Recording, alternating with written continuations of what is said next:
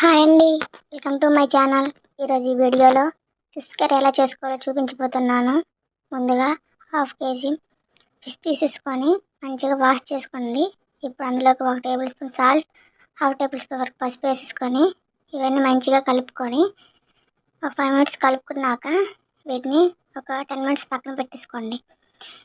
ఇలా కలుపుకొని పక్కన పెట్టుకున్నాక తర్వాత కడాయి పెట్టుకొని కడాయిలో 6 టేబుల్ స్పూన్ వరకు ఆయిల్ వేసేసుకోండి.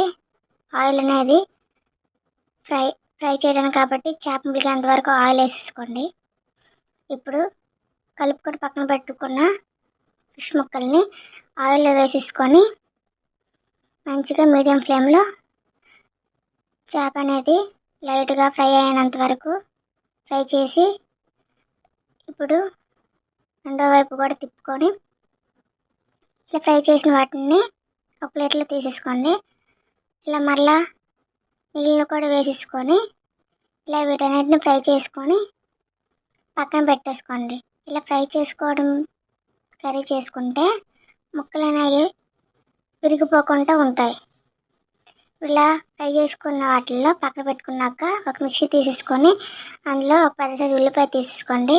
ఉల్లిపాయలో ఒక 5 రెబ్బలు వెల్లుల్లి, అలాగే చిన్న అల్లం ముక్క, అలాగే జీలకర్ర 1 టేబుల్ స్పూన్ వరకు వేసుకోండి. ఇంకా 4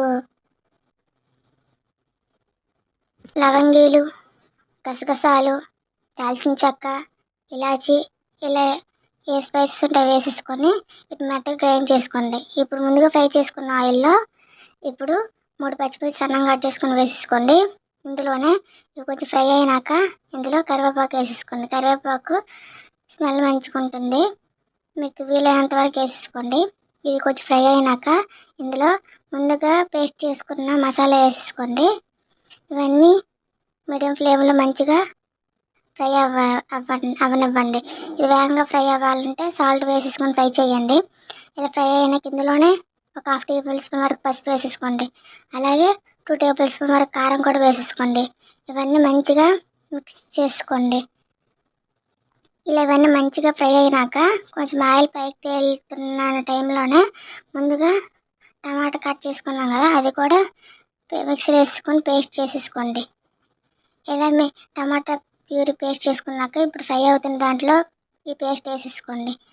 ఇలా కొంచెం గ్రేవీ థిక్గా అవడానికని టమాటా ప్యూరీ వేసుకుంటాం. ఇలా వేసుకొని మీడియం ఫ్లేమ్లో మాత్రమే పచ్చివాసన పోయేంత వరకు మంచిగా ఫ్రై చేయండి. ఇలా మంచిగా ఫ్రై అయినాక ఇందులో చూడండి ఆయిల్ తేలేంత వరకు ఫ్రై చేయండి. ఇప్పుడు మూత పెట్టుకుని ఫ్రై చేసినాక మూత తీసి చూసేసరికి ఆయిల్ అనేది సపరేట్ అవుతుంది. అప్పుడు ఇలా సపరేట్ అయితే మంచిగా ఫ్రై అయ్యిందని మనకు అర్థమవుతుంది. ఇప్పుడు ఇందులోన వాటర్ వేసేసుకోండి. తక్కువ వాటర్ వేసేసుకోవాలి, ఫిష్ అనేది వేగంగా ఉడికిపోతుంది కాబట్టి.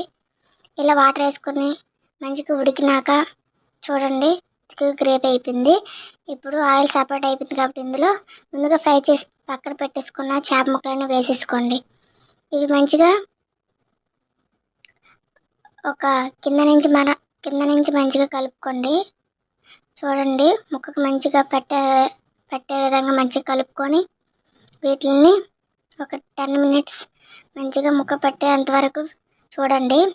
ఆ లాస్ట్లో దించే ముందు కొత్తిమీర వేసేసుకొని సర్వ్ చేసుకోవడమే అండి. అంతే అండి, సింపుల్గా ప్రాసెస్.